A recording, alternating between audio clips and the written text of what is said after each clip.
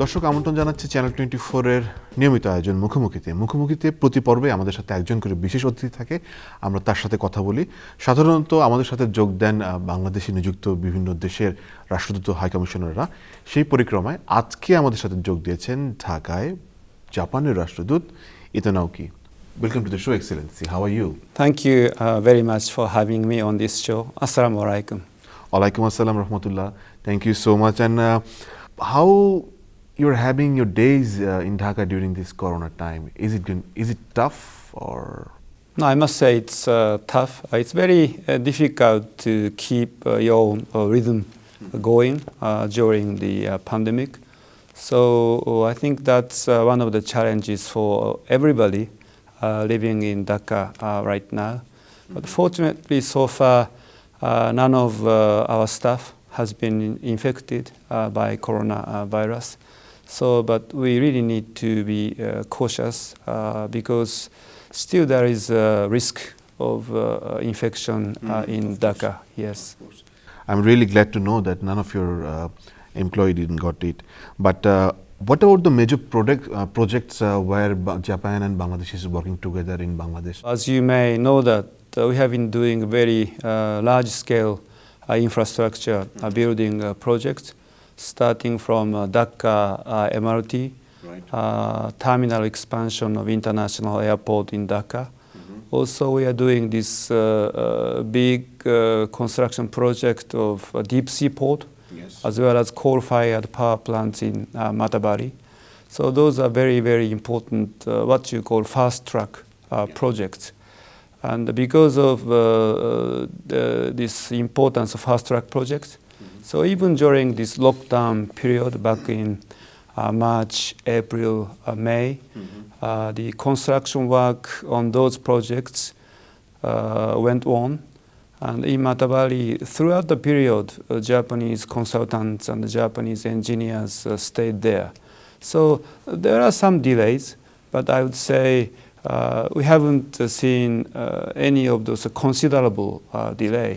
So they provided enough safety, security measures, consulted well with hospitals and other medical institutions, provided the PCR testing facilities, providing enough masks, PPE, and so forth. It's really interesting to see that this 3.2 billion official assistance out of nowhere, we get it from you.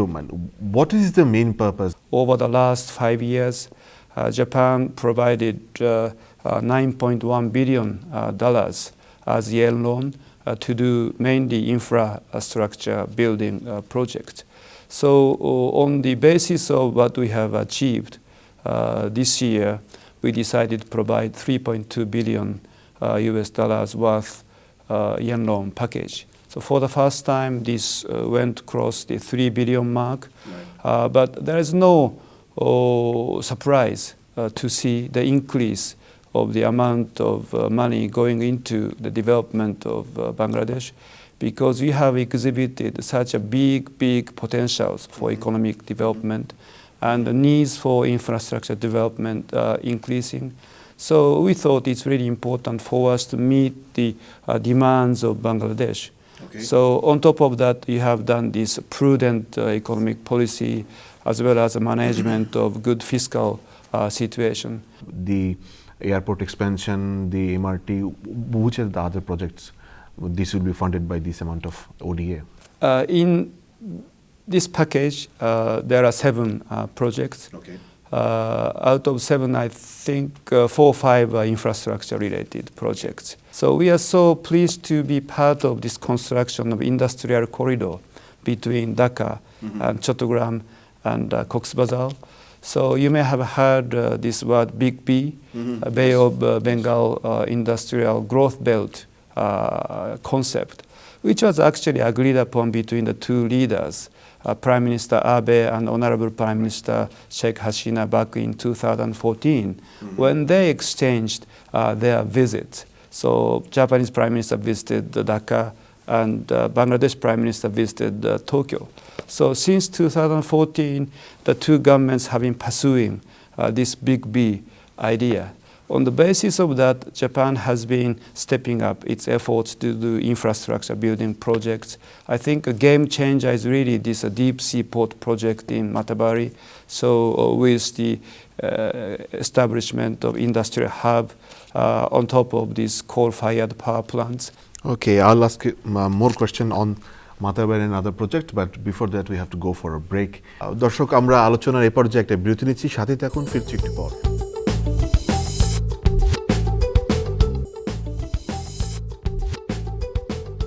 দর্শক, আমন্ত্রণ আরও একবার মুখোমুখিতে। আজকে আমাদের সাথে আছে ঢাকায় জাপানের রাষ্ট্রদূত Iko Naoki.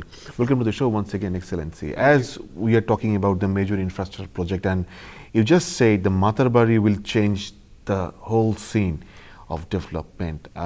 Why do you believe that? From 3 to 4 years from now, there will be a new deep sea port with small-scale container terminal, coal-fired power plant is attached, and also LPG terminal as well as LNG terminal will be functional in 4 years' time. As I said, this Matabari is a game changer for the development of Bangladesh. So there's no precedent in terms of the scale of this industrial zone on one island or one area in Bangladesh compared to what we are going to see in Matabari and Maheshkari. Also, this Matabari project will make the most of the geographical location of Bangladesh. Bangladesh connects subcontinent India and ASEAN countries.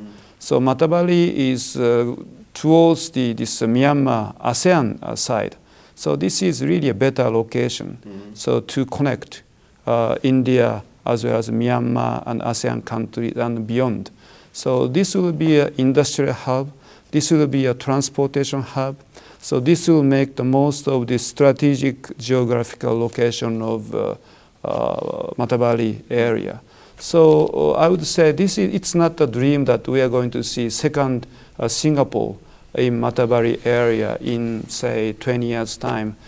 What about the environment issue? I think you are talking about this implication of coal-fired project. So we are aware that there are some views against this coal-fired power plant construction. So what we will do is we will adopt the state-of-the-art technology of Japanese private sector when it comes to these coal-fired power plants. So emission level will be the minimum, and the most efficient facilities and turbine will be installed in Matabari. And also will be engaged with the government of Bangladesh, even to help them to come up with a new master plan of energy and electricity. So I'm sure that those people inside the government will look into this master plan, existing one, and they will try to revise that so that the new master plan will be meeting the requirement of a new area, which will be more environmentally friendly, which will gear the country towards the carbon-free society and so forth. The Matabari is very close to the Rohingya camps. What's the really stands for Japan on the Rohingya issue? The one thing which is concerning to everybody is the lack of progress of this repatriation to Myanmar. So I think that's a very, very important agenda. And once the process of repatriation starts, then people may be able to look at the situation even from a different angle. So even to see wider options, how to deal with, how to address these Rohingya issues. So even in that sense, it's very, very important to see early repatriation. Actually, on the August 5th, Japanese Prime Minister had a telephone conversation with Bangladesh Prime Minister, Honorable Prime Minister Sheikh Hasina. During the conversation, Prime Minister also appreciated the efforts of Bangladesh government vis-à-vis Rohingya refugees. Also, he stressed that Japan will continue to work with government of Bangladesh for early repatriation. Also, Japanese government will talk to Myanmar government so that there will be an enabling environment for early repatriation. We will not spare any efforts to achieve this repatriation because that is very, very important for Rohingya refugees' issued solution. That we'll ask more questions, but at this moment we have to take another break and we'll come back and we'll talk about the JICA activities and how Japan sees Bangladesh relations with other countries. দর্শক আমরা আলোচনার এই মুহূর্তে আরও একটি বিরতি নিচ্ছি, সাথেই থাকুন, ফিরছি একটু পর।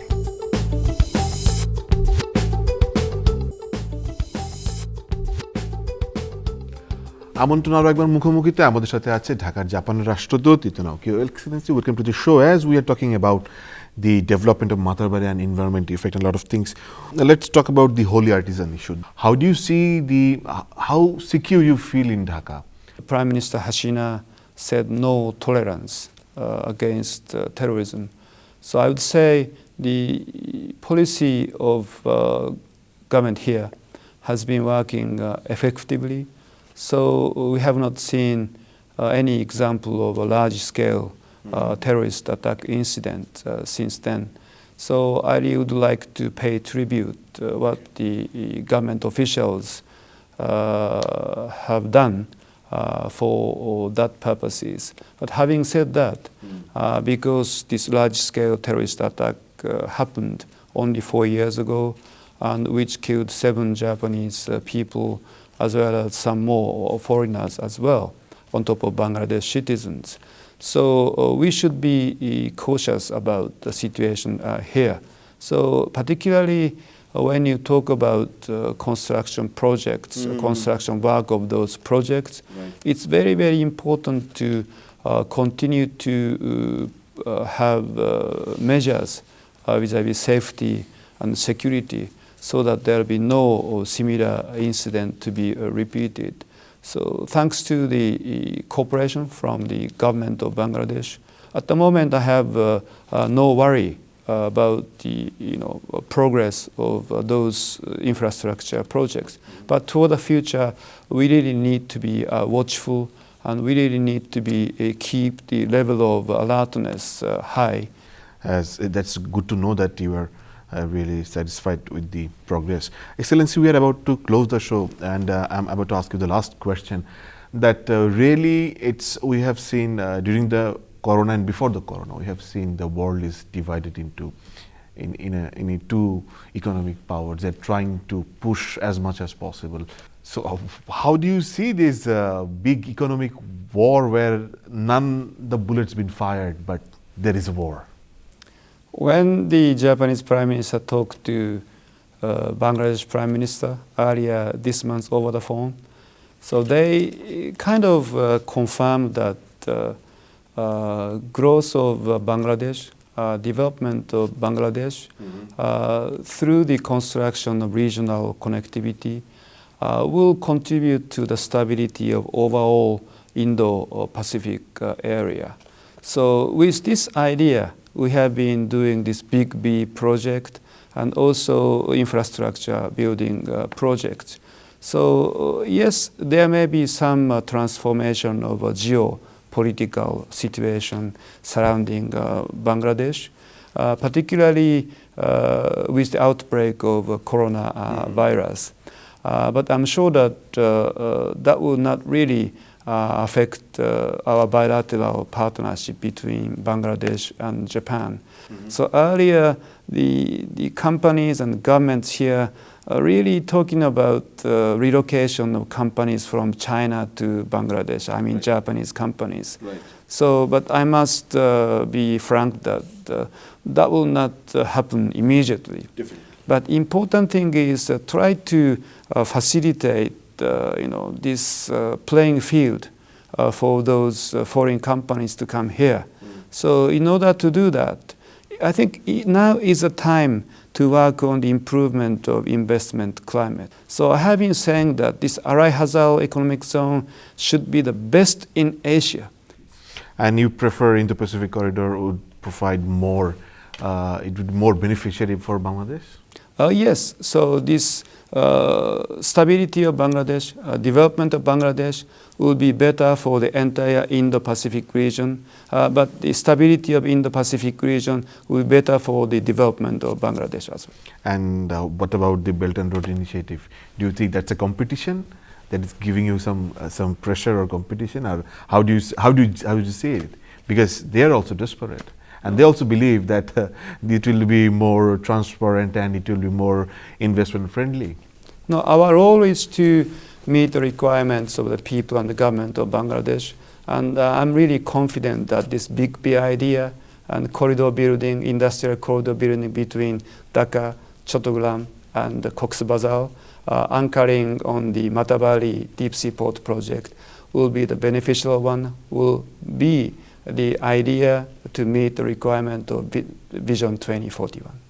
Thank you, Excellency. Thank you so much. It was really a good experience talking with you, listening to your thoughts, and I wish you have a good time, safe time, and secure. No, thank you very much for having me, and I look forward to coming back to this show, and please stay safe and well. Thank you so much. Thank you so much. দর্শক, আমরা কথা বলছিলাম ঢাকায় জাপানের রাষ্ট্রদূতের সাথে। তারা মনে করেন যে ইন্দো প্যাসিফিক করিডোর একটি স্বচ্ছ এবং ধারণা হতে পারে, যে ধারণা, যে অর্থনৈতিক আদর্শ বাংলাদেশকে এগিয়ে নিয়ে যাবে বাংলাদেশের কাঙ্ক্ষিত লক্ষ্যের উদ্দেশ্যে। দেখা হবে মুখোমুখির অন্য কোনো পর্বে। নিরাপদে থাকবেন।